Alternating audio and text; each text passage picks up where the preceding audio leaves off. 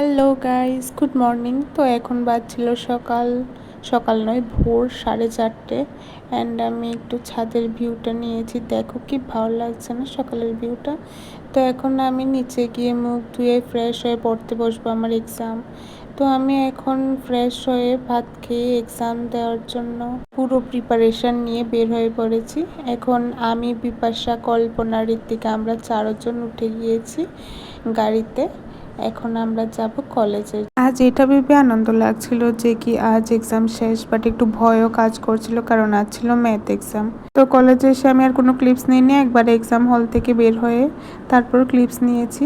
এখন আমাদের এক্সাম শেষ, হল থেকে বের হয়ে গিয়েছি। ও এক্সাম শেষ করে আমি চলে এসেছি এখন রুমে এসে ফ্রেশ হয়ে ভাত খেলাম।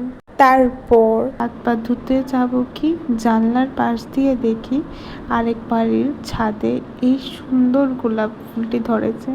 সত্যি কি ভাল লাগছে না? পুরো ব্লাডের কালার আমাদের, তাই না? তো এখন একটু রেস্ট করব।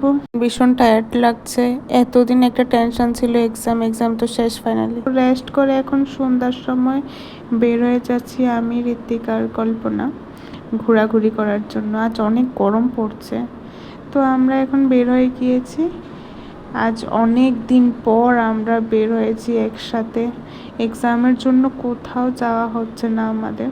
তো এখন আমরা বটতলা যাব, বটতলা থেকে যাব সিটি সেন্টার, আমাদের পার্মানেন্ট জায়গা গসিপ করার জন্য। তো আমরা বটতলা থেকে হেঁটে চলে এসেছি সিটি সেন্টার এসেও আমাদের শান্তি নেই।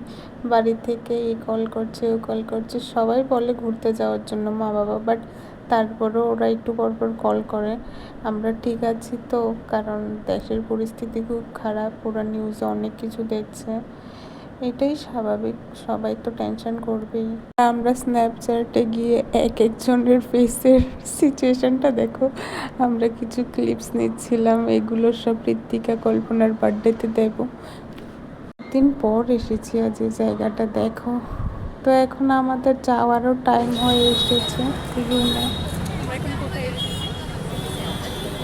এসেছিলাম একটু মাইন্ডটা ফ্রেশ করতে, কিন্তু এসে দেখি মাইন্ডটা ফুল হয়ে গিয়েছে, চেঞ্জ হয়ে গিয়ে আমারটা তো শেষ একদম। আর আমি কিছুই মেকআপ করে আসলে তোমরা দেখতেই পাচ্ছি